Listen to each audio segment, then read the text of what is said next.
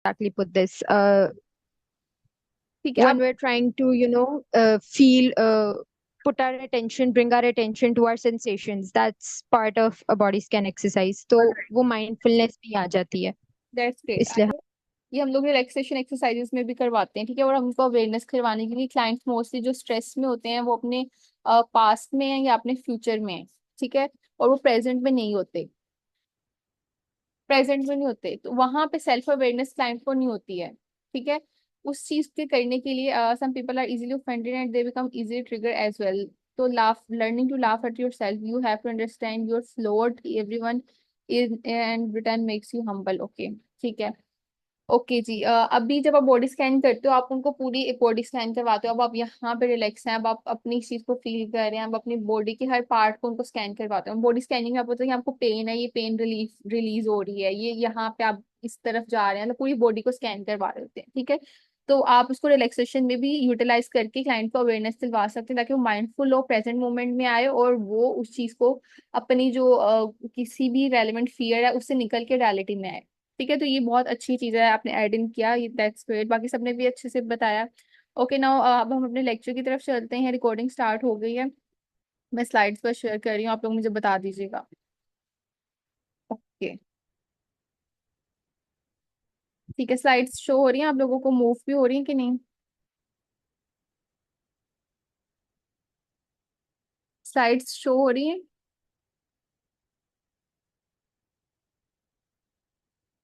कोई अनम्यूट करके बताएगा। मैम शो हो रही है। यस। ओके, ठीक है। ठीक है, एथिक्स इन क्लिनिकल साइकोलॉजी, ठीक है। एथिक्स के बारे में हमने कल पढ़ा भी था कि एथिक्स क्या होते हैं, थोड़ा बहुत हमने पढ़ा था, इन डिटेल हमने नहीं पढ़ा था, ठीक है। अब एथिक्स को पढ़ाना इनिशियल बहुत जरूरी इसलिए कि जो भी हम चीजें पढ़ रहे हैं हमने उन चीजों में सब जगहों पे एथिक्स को यूज करना होता है। हम कोई असेसमेंट कर रहे हैं, कोई मैनेजमेंट कर रहे हैं, हिस्ट्री टेकिंग कर रहे हैं, सब में मतलब पूरा रिलेशनशिप में हमारी एथिक्स चलते हैं, ठीक है। उनकी वायलेशन आपके रेपुबिलिटी को खराब कर सकता है और वो आपके लिए इश्यूज क्रिएट कर सकता है, और वो आपको क्वेश्चनेबल भी बनाता है कि हैं आपकी क्लिनिकल स्किल्स पे। तो आपके एथिक्स की जो प्रैक्टिस है वो होना बहुत जरूरी है, ठीक है। अब एथिक्स इन क्लिनिकल साइकोलॉजी में जो हमारे पास आते हैं वो एपीए ने जो एथिक्स कोड दिया हम उसी को फॉलो करें। पाकिस्तान में कोई ऐसे कोड्स नहीं है, लेकिन हम जो फॉलो कर रहे हैं वो एपीए के अकॉर्डिंग कर रहे हैं, अमेरिकन साइकोलॉजिकल एसोसिएशन के अकॉर्डिंगली, ठीक है। अब उसमें जो हमारे पास आते हैं वो काफी ज्यादा एथिक्स के आते हैं। उसमें हमारे पास टोटल आते हैं 5 रूल, जो प्रिंसिपल्स हैं जिसके ऊपर बेस कर रही है हमारी, वो सब 5 है। फर्दर जो एथिकल इश्यूज जो हैं या एथिकल कंसर्न्स हैं वो उसमें फर्दर और भी हैं। तो 5 जो हैं मेजरली हैं जिसको हम पढ़ेंगे, ठीक है। वो क्या है उनको मैं आपको केस एग्जांपल्स के साथ भी बताऊंगी, जो जो केस स्टडीज होती हैं, जो कि मैं मोस्टली हर जगह देती हूँ ताकि आपको अच्छे से क्लियर समझ आए, बजाय कि मैं स्लाइड रीडिंग करूँ, ठीक है। अब एथिक्स इन क्लिनिकल साइकोलॉजी में देखा जाए तो ये गाइडलाइंस होती हैं जो कि हमने इंश्योर करनी होती हैं the wellbeing and rights of participant in research और क्लिनिकल प्रैक्टिस में, ठीक है। और एपीए ने जो 5 हमें मेजर एथिकल प्रिंसिपल दिए थे जो कि हमें करने हैं फॉलो।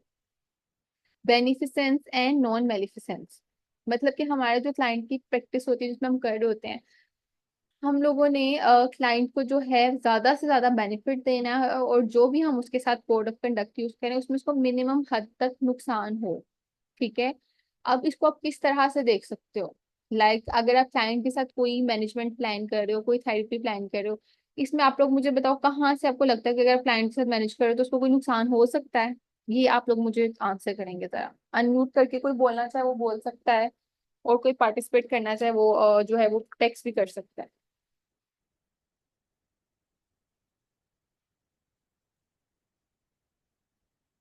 मैम आपका क्वेश्चन क्या था? बेनिफिसेंस एंड नॉन बेनिफिसेंस एक प्रिंसिपल है। इस प्रिंसिपल का मतलब ये है कि क्लाइंट के साथ जो है हम लोग जब रिसर्च कर रहे हैं उसमें क्लाइंट को मैक्सिमम हद तक फायदा हो और नुकसान के चांसेस कम से कम हो। रिसर्च में तो हमें समझ आ रही है कैसे होता है, लेकिन अगर नहीं भी I it's another thing. Clinical practice में ऐसे हमारा क्या इशू होता है जिसमें हमें क्लाइंट को फायदा देना है लेकिन नुकसान कम से कम हो? ऐसी क्या नौबत आती है कि उसको नुकसान भी हो सकता है? वो क्या ऐसी सिचुएशन हो सकती है? मैम अगर हम क्लाइंट के साथ कोई ऐसा सोशल एक्सपेरिमेंट करना चाहते हैं कि जिसका रिजल्ट हमें नहीं पता कि वो नेगेटिव भी उसके मेंटल हेल्थ पे उसके नेगेटिव इफेक्ट्स भी पड़ सकते हैं। ठीक है, वो सोशल एक्सपेरिमेंट क्या हो सकता denying है? that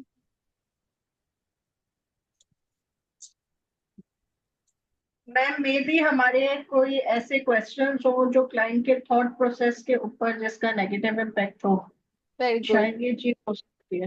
very good. ठीक है, बाकी मैं इसको, maybe हाँ बोलें, हाँ बोलें। okay, I wanted to say something.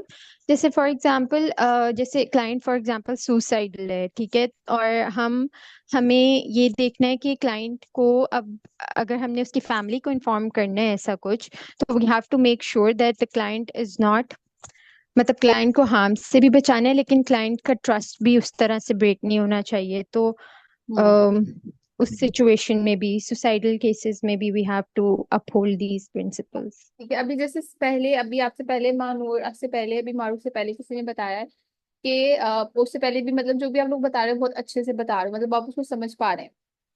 हमने क्लाइंट को नुकसान कम देना है, फायदा ज्यादा देना है।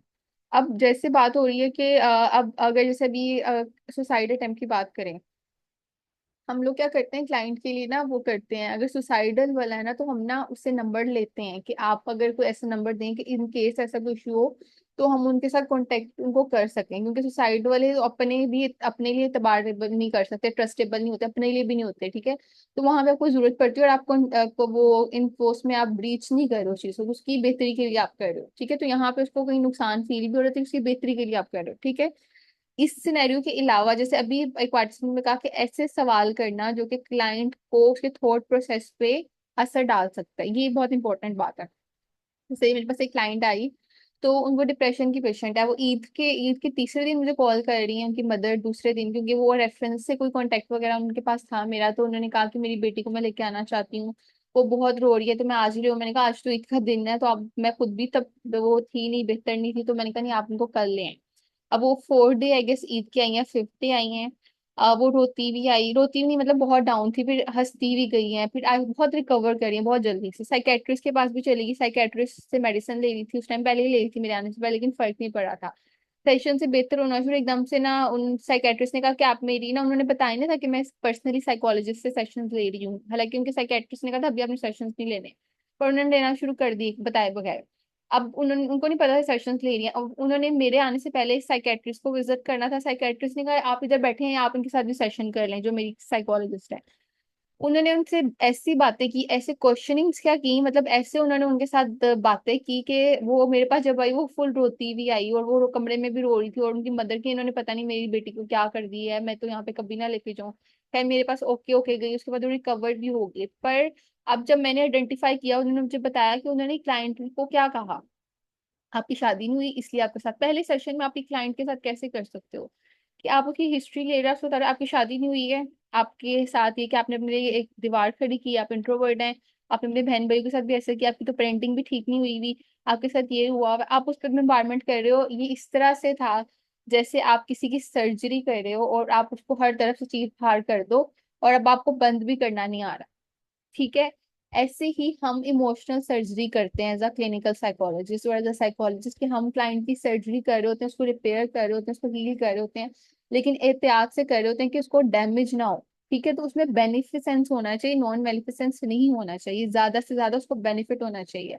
तो ऑल दो मैं उनके सारे जो पॉइंट्स थे ना आइडेंटिफाई कर चुकी थी, लेकिन उन सब पे आपको आहिस्ता आहिस्ता आना है, आप एकदम से सारे इश्यूज को यूं करके फैला दो, क्लाइंट क्या हो जाएगा, क्लाइंट का मेरे साथ कोई कैंसर है, मुझे जैसे कैंसर के पेशेंट को लगता है मैं आखिरी स्टेज हूँ, ऐसे उसको लगेगा, और वो ऐसे रहती मेरे साथ तो बहुत मसले हैं, मेरे साथ तो ये भी उन्होंने मुझे बताया, वो ठीक कह रही है, और मेरे साथ ऐसे बोल, तो मैं भी समझ पा रही हूँ उस इशू को। लेकिन आपका ये बताना जो है ना, ये शो नहीं कर रहा कि आप बहुत अच्छे साइकोलॉजिस्ट हैं, कि आप सब कुछ जान चुके हैं। ये कोई इंपॉर्टेंट बात नहीं कि आप जान चुके हैं, आपने पढ़ाई की, आप स्पेशलिटी रखते हैं, लेकिन इंपॉर्टेंट और ये है कि आपने क्लाइंट को कैसे कन्वे करना है, ये आपकी महारत है, ठीक है। आम बंदा भी यही उसको बताएगा तुम्हारे साथ तो ये हुआ था, लेकिन आप एज ए साइकोलॉजिस्ट कैसे उसको एजुकेट करें, जिसको हम कहते हैं साइको एजुकेट करना। तो वो वाली जो चीज है वो आपको इस कैटेगरी में आता है। होपफुली ये क्लियर होगा आपको। अच्छा, दूसरा जो है फिडेलिटी एंड रिस्पॉन्सिबिलिटी। इसका ये रिस्पॉन्सिबिलिटी कि क्लाइंट का ट्रस्ट जो है उसको एस्टेब्लिश करे, उसके साथ उसकी रिस्पॉन्सिबिलिटी है। अब यहाँ पे रिस्पॉन्सिबिलिटी की बात आ गई, जैसे अब आपकी सपोज मैंने आपको सेशंस देना शुरू कर दिए क्लाइंट के, अब मेरी अपनी सुपरविजन भी है, मैं पढ़ा रही हूँ, मैं प्रैक्टिस भी करवा रही होती हूँ, ठीक है। उसके ड्यूरिंग अब मेरे पास टाइम नहीं है और मैं क्लाइंट के सेशन ले, मैंने कहा मेरे पास टाइम नहीं है, अब मैं आपके सेशन नहीं ले सकती, अब मेरे पास बहुत ज्यादा अब दूसरी क्लासेस हैं, मेरे पास ये काम है। तो ये क्या है कि एथिकली राइटिंग की मैंने रिस्पॉन्सिबिलिटी ली थी, तब तब मुझे ख्याल होना चाहिए था उन चीजों का। एकदम से मैं क्लाइंट की साथ जो है उसके सेशंस में या उसके साथ उस तरह से वो चीज करूँ तो क्लाइंट उससे डिस्टर्ब होगा और वो एथिकली ठीक नहीं है। जैसे आपको पर्सनली कोई काम आ गया और एकदम से क्लाइंट आपके पास वो नहीं, अब सॉरी अब आप चले जाएं, मैं तो अब नहीं कर सकता, या एकदम से मुझे तो बाहर जाना पड़ गया है, आप किसी और साइकोलॉजिस्ट के पास चले जाएं, ऐसा कुछ सिचुएशन है तो आप उसको पहले बताओ कि ये हमारा लास्ट सेशन है, ये इसके बाद मैं आपके साथ एक सेशन लूंगी। उसके बाद मैंने एक और आपके लिए एक साइकोलॉजिस्ट देखी है जो कि बहुत अच्छा आपको करेंगे मैनेज, तो वो मेरी कॉन्टेक्ट में ही है, मैं आपको रेफर कर रही हूँ। आप अरेंज करके देंगे, क्लाइंट एकदम से यूं डिस्टर्ब ना हो जाए कि इसने मुझे छोड़ दिया, ठीक है। तो हर चीज की रिस्पॉन्सिबिलिटी जब आप ले रहे हैं तो आपने उसका ध्यान रखना है।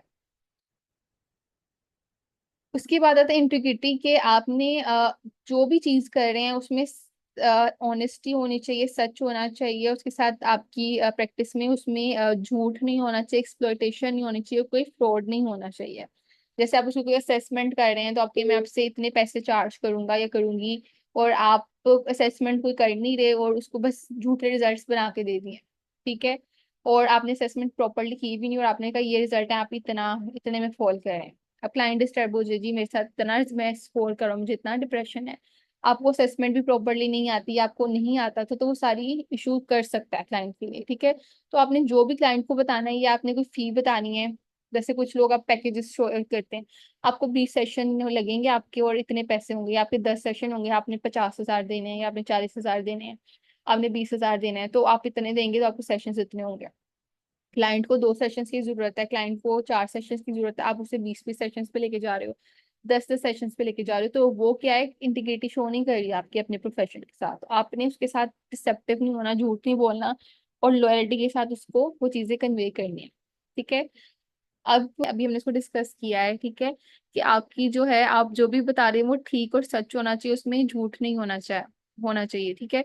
तो अभी आप लोग बताएं कि अभी आप लोग को क्वेश्चन अभी तक जो हमने प्रिंसिपल पढ़े हैं उसमें कोई क्वेश्चन है तो आप लोग अभी पूछ सकते हैं, फिर फर्दर हम स्टार्ट करते हैं बाकी प्रिंसिपल्स में। तो काफी ज्यादा है, किसी का कोई क्वेश्चन तो नहीं है उसमें? नहीं। ओके, ठीक है। अच्छा, जस्टिस होना चाहिए कि आप उसके साथ इंसाफ के साथ पेश आ रहे हैं। जैसे कि अभी लाइक मैं एक फी ले रही हूँ, मैं सब एक क्लाइंट के साथ ले रही हूँ, एक फीस मैंने डिटरमिन कर ली कि मैंने इतनी सेशंस की लेनी है। अब मेरे पास कोई एक नया क्लाइंट आया, मुझे लगता है वो फाइनेंशियली ज्यादा स्टेबल है, मैंने फी बढ़ा दी। अब ये जस्टिस नहीं है कि आपकी क्लिनिकल फी इतनी है लेकिन आप किसी के लिए ज्यादा फी कर रहे हो, किसी के लिए कम करें। हाँ, कम करने के चांसेस हैं कि अगर कोई ऐसा इशू है तो आपने वहां पे कम करना है, क्लाइंट आपसे रिक्वेस्ट कर रहा है और वो उतना पे नहीं कर पा रहा, तो आप अपनी ऑन चॉइस उस चीज को फैसिलिटेट कर सकते हो, लेकिन आपका एक जस्टिस होना चाहिए कि आप सबके साथ इक्वली चल रहे हो। कुछ क्लाइंट्स आपको जो हैं आपको लग रहा है कि हाँ ये इतने स्टेब्लिश हैं या आपके अपने मिजाज के मुताबिक लग रहे हैं, आप उनको फैसिलिटेट ज्यादा कर रहे हो, और एज कम्पेयर टू बाकी जो आपको आपको पसंद नहीं आ रहे, आप उनके साथ सेशंस भी प्रॉपरली नहीं दे रहे, उस तरह से मैनेजमेंट भी नहीं कर रहे कि आपको उनकी कोई ऐसी चीज पसंद नहीं आ रही, ठीक है। तो वो जस्टिस नहीं है, वो किसी भी रंग नस्ल के हों, कहीं से भी हों, आपने इक्वली ही ट्रीट करना है, चाहे वो कम पे करने वाला हो या ज्यादा करने वाला हो, लेकिन आपका जस्टिस होना चाहिए। उसके अलावा आपने रिस्पेक्ट करना उनकी राइट और डिग्निटी का, ठीक है। आपने उनके साथ क्या यूज करने हैं, वर्ड्स क्या यूज करने हैं, उसमें उनकी रिस्पेक्ट, क्लाइंट कितना कोई इस तरह से कोई इशू के साथ आया है जो कि आपको लगता है कि आपको वो चीज बुरी लग रही है, आप उसको कि ये तुमने क्या किया, ये बहुत घटिया हरकत की है, ये बहुत गलत हरकत की है, तुमने किसी लड़के के साथ यूं कर दिया। अब आपको लगता है कि ये उसकी डिग्निटी, ऑल उसने जो भी किया है, लेकिन आपको आपके पास एक क्लाइंट के तौर पे आया है, वो आपका कोई पर्सनल रिलेशनशिप नहीं है, आप उसकी राइट्स को वॉयलेट नहीं कर सकते, आप उसके साथ मिसकंडक्ट नहीं कर सकते। अभी मुझे रात को एक मैसेज आया कि अभी के ना रात के कोई 1 बजे के ना मैं आपको एक क्लाइंट रेफर करना चाहती हूँ, लाहौर में आपका क्लिनिक है। तो मैंने कहा जी, तो मैं आपको क्लाइंट रेफर करूंगी, वो आपको डेली पे करेगा। आप उसने उसके साथ ना उसको ना शेम अटैकिंग एक्सरसाइजेस करवानी है। अब वो क्या था, एक और वर्ड उन्होंने यूज किया जो कि मेरे माइंड से निकल रहा है। आपने उसको शेम शेम एक्टिंग देने की मतलब कि उसको शर्मिंदगी हो उसके ऊपर ना, आपने उसके साथ वो करना है, आपने उसको जो है उसको डॉग की आवाज निकालने के लिए कहना है, उसको बार करने के लिए कहना है, उसको मतलब उन्होंने लोग ऐसी ऐसी एक्टिविटीज बताई जिसपे मैं खुद हैरान, मैंने कहा आप साइकोलॉजिस्ट ही हैं? कहती यस मैं कराची से हूँ। तो मैंने कहा साइकोलॉजिस्ट कैसे करवा सकती है ये चीज ना, मैंने कहा मुझे तो आप पे ही डाउट हो रहा है। मतलब मैं अभी तक क्लिनिकल प्रैक्टिस में मैंने आज तक कोई ऐसा काम नहीं करवाया किसी क्लाइंट से, उन्हीं क्लाइंट को अच्छा लगेगा, क्लाइंट ये डिमांड कर रहा है वो पे करेगा। मैंने कहा पे करने का मतलब ये क्या, वो जो भी कह रहा है आप उसके साथ करते जाओ, ठीक है। अब क्लाइंट वो चीजें चाहेगा जिसको उसमें सेटिस्फेक्शन हो रही है, आप उसे वही करवाओगे तो वो मैनेज कैसे होगा, ठीक है। उसी तरह जैसे क्लाइंट का डिप्रेशन का पेशेंट है, क्लाइंट का दिल नहीं करेगा मैं उठ के बेड से उठ के बाहर भी जाऊं। अब आप उसको कि हाँ बैठे रहें लेटे रहें कि आप इसके लिए पे कर रहे हैं मुझे, तो मैं जो भी आप कह रहे हैं वो करते जाएं। आपने उसको उठाना, उसको मोटिवेट करना है, लेकिन जरूरी नहीं है कि जिस पे उसकी ख्वाहिश है सिर्फ और सिर्फ आपने उसी पे ही चलाना है, ठीक है। तो आपने उसकी राइट्स का और उसकी डिग्निटी का ख्याल रखना है, ठीक है, अगर चाहे वो जो भी कह रहा है या कोई आपको करने के लिए कह रहा है, आपने क्लिनिकल प्रैक्टिस में उन चीजों का बहुत ख्याल रखना है आपने। अच्छा, अभी हमारे 5 थे जिसमें उन्हें बात की है उसको कम से कम नुकसान और ज्यादा से ज्यादा फायदा हो। फील्ड रिसर्च की बात की जाए ना, तो जैसे अब हम लोगों का लाइक एनिमल्स पर रिसर्चेज होती थी, तो ये चीज वहां से भी निकली थी कि क्लाइंट बहुत सारी जो हमारी रिसर्चेज हुई हैं साइकोलॉजी की, वो जानवरों से शुरू हुई थी, आप लोग को आइडिया होगा, ठीक है, चूहों पे, डॉग्स पे, पिजन्स पे, ठीक है, उन पे स्टार्ट हुआ था, उनकी साइकोलॉजी पे हुआ था। तो उनको जब वो उनको यूज किया जा रहा तो उसको था कि उनको आपने दोबारा से पूरा उनको ठीक करके आपने उनको छोड़ना एकदम से, आपने जैसे उनको डाइसेक्ट किया एकदम से आप उनको मत फेंक दें, ठीक है।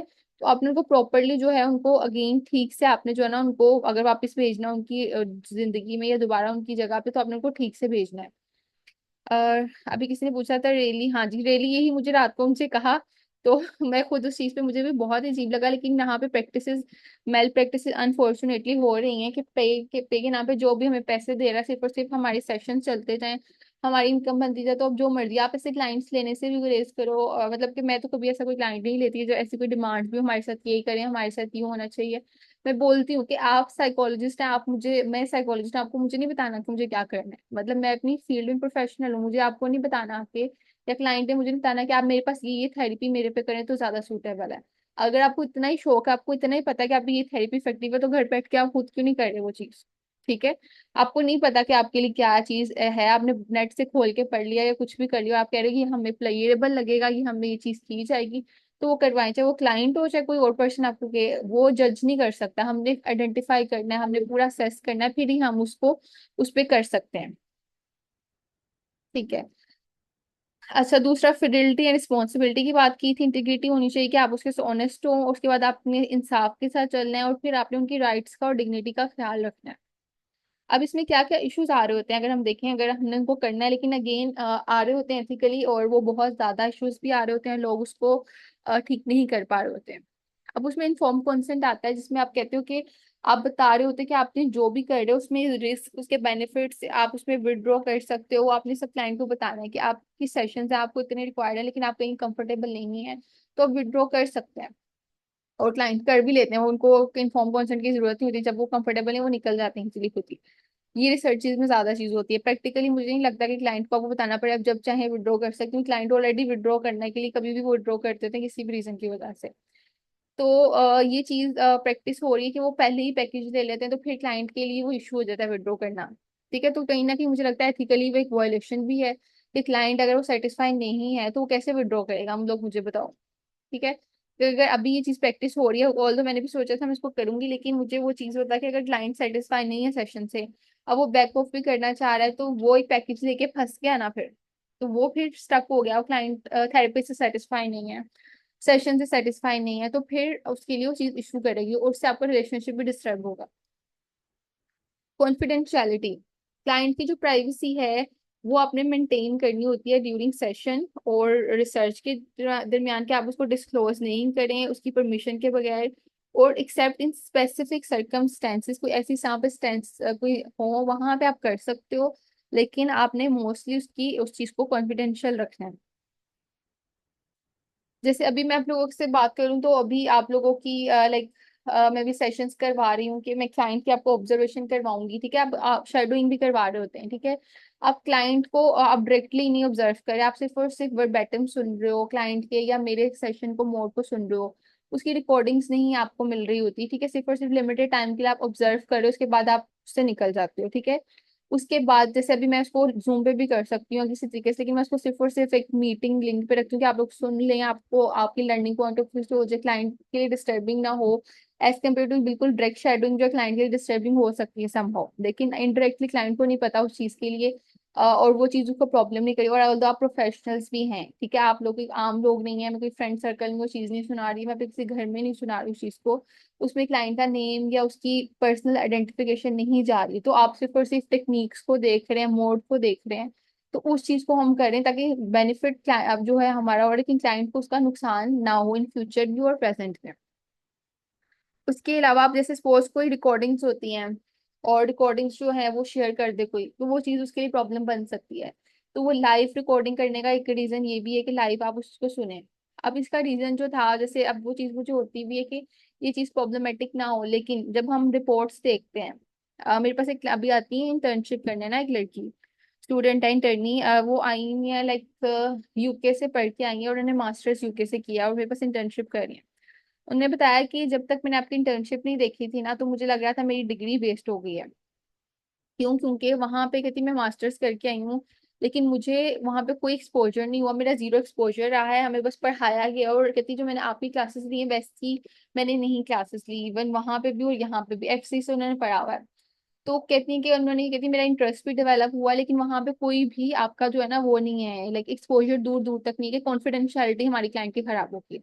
अब मुझे वो चीज समझ नहीं आती कि कॉन्फिडेंशियलिटी ये वही चीज है, तो फिर जो पर्सनली आप रिपोर्ट राइटिंग करते हैं उसमें क्लाइंट की सारी हिस्ट्री लिखते हैं, ठीक है, क्लाइंट तो नहीं अलाउ, किसी क्लाइंट ने आज तक अलाउ नहीं किया कि मेरी आप पूरी हिस्ट्री के ऊपर रिपोर्ट्स लिखें, इंटरनेशनली और नेशनली वो पब्लिश भी हो रही होती हैं, ठीक है।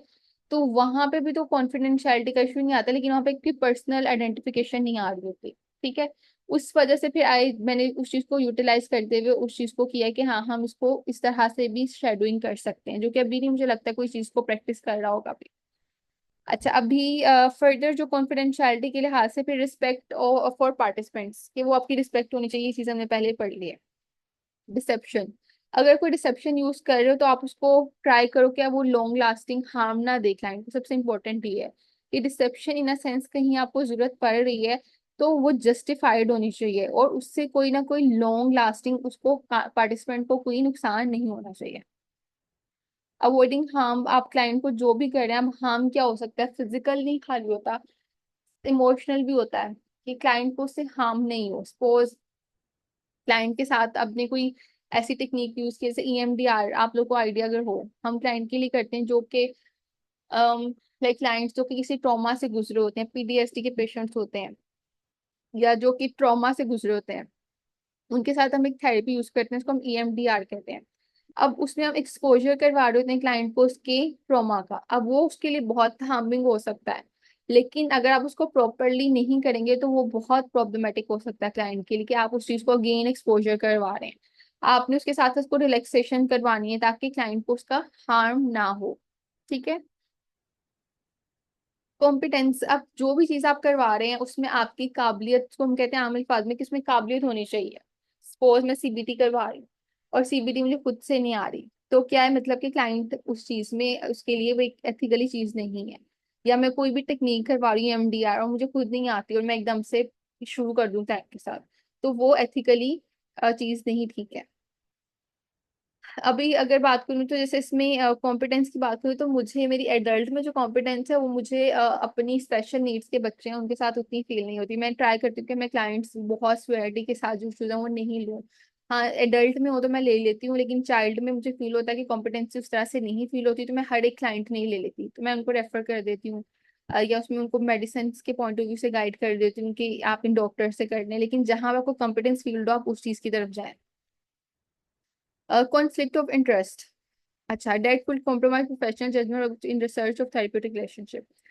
अगर आपको लगता है कि आपके लिए कोई भी रिलेशनशिप क्लाइंट के साथ आपको जजमेंटल बना रहा है, ठीक है, और आपका इंटरेस्ट कॉन्फ्लिक्टेड हो रहा है, जैसे क्लाइंट कहता है कि लाइक कोई रिलीजन की बात कर रहा है कि मैं नहीं अल्लाह को मानता, अल्लाह तो इंसान को अजाब देने के देता है, उसको सजा देता है, ये वो ऐसा करता है, कोई खुदा नहीं होता, कुछ भी नहीं, आपको पता है कि आप बहुत कनेक्टेड हो, आपको लग रहा है यहाँ पे कॉन्फ्लिक्ट आ रहा है और आप नहीं कर पा रहे हो उसके साथ कनेक्टेड, और क्लाइंट के साथ एम्पैथी शो नहीं कर पा रहे हो और जजमेंटल हो रहे हो, तो बेस्ट ये कि आप क्लाइंट को रेफर कर दो किसी और साइकोलॉजिस्ट के पास अगर आपको लग रहा है वो इशू, तो आपका इंटरेस्ट जो कॉन्फ्लिक्ट वाला वो चीज आपने ख्याल रखना।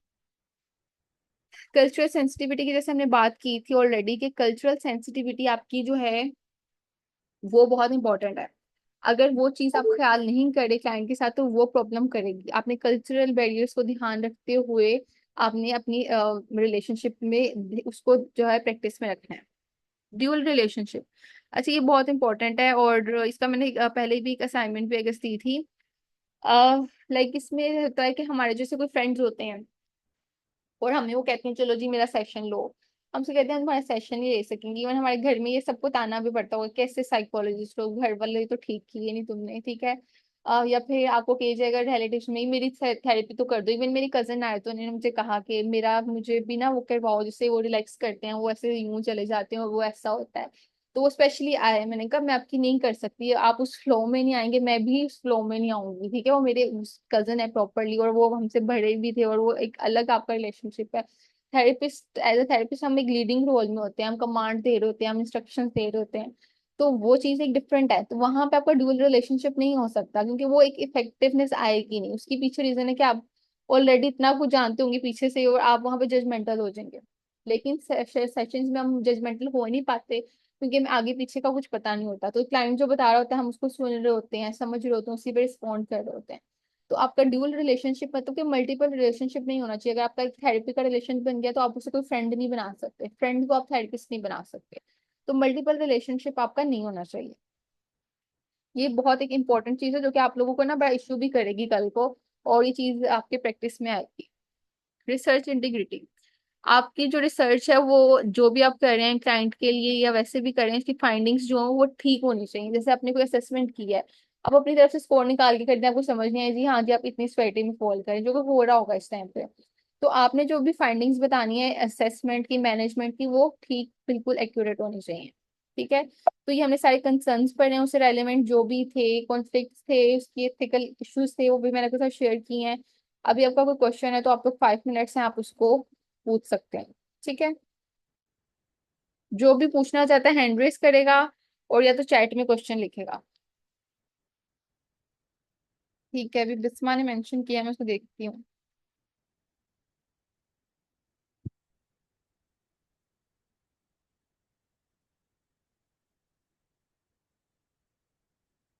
ओके जी, अच्छा।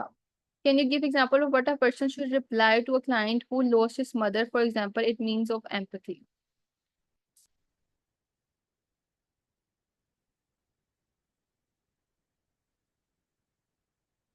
ठीक है, ओके, इसका डायलॉग क्या हो सकता है? अच्छा ठीक है, उसके अलावा किसी को भी क्वेश्चन है? जैसे मैंने आप लोगों को भी इसका एग्जांपल दी भी थी कि एक्सपोज किसी के फादर की डेथ हो गई है तो मुझे बहुत तकलीफ हो रही, मुझे समझ नहीं आ रहा, वो बिल्कुल खामोश हो गया है, अब उसको आगे बात नहीं आ रही। अब आपने उसको रिफ्लेक्ट करना है, जी मैं समझ सकता हूँ। अगर अब आपको फादर की बात नहीं, आपने अपने बोला नहीं कि हाँ अगर किसी के फादर की डेथ होती है तो ये चीज होती है मेरे फादर की। आपको हाँ जब आपका कोई बहुत प्यारा हो, जैसे आपने बताया कि आपको बहुत प्यार था उनसे, एकदम से वो इंसान चला जाए तो एकदम से आपके मतलब कि आप परेशान हो जाते हैं, उदास हो जाते हैं, आपकी बहुत खास चीज आपसे चली जाए। तो वो एक आपसे इतना रिलेशनशिप था, जैसे आपने बताया, आप इतना प्यार था उनका, तो आपको तकलीफ होगी उस चीज की और मैं समझ सकती हूँ उसमें आपको टाइम लगेगा उस चीज में हील होने में। अब वो एक आधे दिन की बात नहीं है कि आप उनको भूल जाएं, मैं कहूँ आप उनको भूल जाएं और आप कहेंगे हाँ ठीक है मैं भूल जाऊँ, तो मैं ऐसा कुछ आपके साथ गलत कमिट नहीं करूंगा, ठीक है। तो मैं आपके प्रॉपरली इसको समझ पा रहा हूँ, आप अपने आपको थोड़ा टाइम दें, ठीक है, अपनी इमोशंस को रेगुलेट करने के लिए। अपनी इस चीज को आप थोड़ा सा टाइम दें तो इंशाल्लाह जो है आप इस चीज से निकल आएंगे, ठीक है। लेकिन आप उसमें जो है वो नहीं कह रहे हो कि हाँ मैं मेरे फादर की भी ऐसी हुई थी या मेरे फलां की ऐसी हुई थी लेकिन वो रिकवर हो गया था। तो आपको थोड़ा उसकी वैलिडेशन दे रहे हो उस चीज के लिए। जी अलवीना। मैम जैसे हम क्या कहते हैं इन्फॉर्म्ड कंसेंट लेते हैं पेशेंट का। अगर हमने कोई टेस्ट वगैरह देना होता है, so do we need to tell them कि हम ये वाला टेस्ट आप पे करेंगे? And hmm. Like for example if a patient is not comfortable in doing the test, तो फिर हमें क्या करना चाहिए इवन इफ हमें पता है वो उसके लिए बेनिफिशियल है? अब फिर देखो ना, क्लाइंट आपको जब वो कंफर्टेबल नहीं है ना तो वो रिस्पॉन्सिव कैसे होगा? फिर आपको लगता है वो फिर परफॉर्म कर पाएगा उसमें? नहीं, तो फिर हमें कोई ऑल्टरनेट टेस्ट देना होगा उसके लिए। फिर आपको अल्टरनेटिव करना पड़ेगा, क्लाइंट उसमें ओके नहीं है, मतलब कि फिर आप जो टेस्ट करने के लिए कर रहे हो वो टूल उसके लिए ठीक नहीं है। वो आपकी एक कह सकते हैं ना, आप उस पर फिर नॉन फ्लेक्सिबल हो। फ्लेक्सिबिलिटी की बात की थी ना, आपके साथ फ्लेक्सिबल होना है, कोलैबोरेटिव होना है। वो इन्हीं सेंस है कि क्लाइंट का नहीं, इतना लंबा टेस्ट नहीं मैं कर सकता, आप कुछ और कर ले। नहीं नहीं, मैं आपकी नहीं, आपका रिजल्ट इसी से ही आएगा। अब 1000 टूल्स है, मल्टीपल वेज है, इन जिसको हम कहते हैं, फिर दूसरे टूल्स आप यूज कर लो, क्लाइंट के साथ इंटरव्यू कर लो या कुछ भी कर लो, लेकिन क्लाइंट ओके नहीं तो वो इतनी स्कोरिंग आपको कहाँ से देगा। जैसे कोई वेस है, इंटेलिजेंस का जो है स्केल इतना लंबा है, उस पर इतना टाइम चाहिए। अब वो 2 सेशंस ले, 2.5 सेशन ले, 1 सेशन ले पूरा, तो क्लाइंट आपसे अपने मसले बता रहा है, वो आपको नहीं करना चाह रहा, तो हो सकता है वो बाद में कल को कर दे। अभी वो नहीं जा रहा तो आप उस पर नहीं कर सकते फिर। ठीक है ना। एंड मैम, आपको ड्यूरिंग सेशन टेस्ट का बताना था या लाइक बिफोर बताना होता है कि हम ये करेंगे आपके ऊपर? आपने देखो, क्लाइंट को कुछ भी करवाना है ना, आपने उसका माइंडसेट बनाना है हर चीज के लिए। छोटी सी चीज भी करवानी है ना, आपने उसको बताना है मैं आपको करवाने लगी हूँ, ठीक है, ये थोड़ा सा इतना टाइम लगेगा और इसमें मुझे आपकी कोऑपरेशन चाहिए, ये होगा, इसके बेनिफिट्स हो सकते हैं, ठीक है। तो आपने उसको इंस्ट्रक्शंस क्लियरली दिए, उसमें ओके अब आप कहें तो हम इसको स्टार्ट करें, ओके कह रहा है, फिर आपने उसको करवाया, ठीक है। तो पहले आपने माइंडसेट बनाना है। इवन हमने उसको रिलैक्सेशन एक्सरसाइज करवानी, माइंडफुलनेस करवानी है, हमने उसको प्रिपेयर नहीं कहा एकदम से, कहा आप आंखें बंद करें, इमेजिन करें, आपने उसको नहीं बताया, वो कहेगा ये क्या एकदम से, कहाँ से, मैं अभी से बात कर रहा था, अपनी रोना रो रहा था और एकदम से ये मुझे रिलैक्सेशन में ले गया है। तो आपने शिफ्ट करना है ना, तो शिफ्ट भी कैसे करना है कि उसको प्रिपेयर करवाने को, एक मोड में जा रहा था, वो अपना दुख बता रही होगा, अब आपने उसको रिलैक्सेशन करानी, आपने माइंड में प्लान कर लिया मैंने रिलैक्सेशन कराई, क्लाइंट अवेयर नहीं है, ठीक है। एकदम से आप उसको रिलैक्सेशन में लेके चले गए इमेजिनेशन में, आपको लगता है वो रिस्पॉन्ड करेगा फिर, नहीं। ठीक है। उसके लिए आपको उसको प्रिपेयर, इसी तरह ही इसमें उसको कहते हैं ना एम्पैथी। आपके साथ कोई ऐसे करे कि एकदम से आपको कोई सीधी तरफ खड़ के एकदम से आपको उल्टी तरफ ले जाए, तो आपको कैसा फील होगा। उसने आपको नहीं बताया, एकदम से आपका हाथ खींच के आपको कहीं इधर चलो, तो आपको कैसा लगेगा। बेसिकली आपको पहले लाइक इंस्ट्रक्शंस देनी होगी कि मैं हाँ आपको ये टेस्ट हाँ। परफॉर्म कर रहा हूँ। इसी तरह ना हमारे साथ था कि जब आप हर चीज में, जब हम स्पेशल एजुकेशन सेंटर में गए ना बच्चों के साथ, तो हमें ये चीज सिखाई गई कि आपने बच्चे को अगर लेके जाना है ना, तो आपने बच्चे का एकदम से हाथ पकड़ के उसको उठा के नहीं खींच के ले जाना कि चलो, क्योंकि बच्चे नहीं चलते ना कभी, उनको आपको उठाना पड़ता है, लेके जाना पड़ता है, उनकी क्लासरूम से लेके उनको दूसरे जहाँ पे अपने सेशन कंडक्ट करवाना है, तो हम उनका हाथ पकड़ के भी लेके जाते थे, कुछ इस तरह से नहीं थे। तो उनको हम लोग इस तरह से इंस्ट्रक्शन देते थे कि अभी हम ना क्लासरूम में, ऑल दो चाहे वो आपकी बात प्रॉपरली समझ पा रहे हैं नहीं, लेकिन आपने उनको बताना है, उनको चीज का देना है कि आप इंपॉर्टेंट हैं, आप रिस्पेक्टफुल हैं, जिससे भी उन्हें बात की ना, रिस्पेक्ट और इंटीग्रिटी की।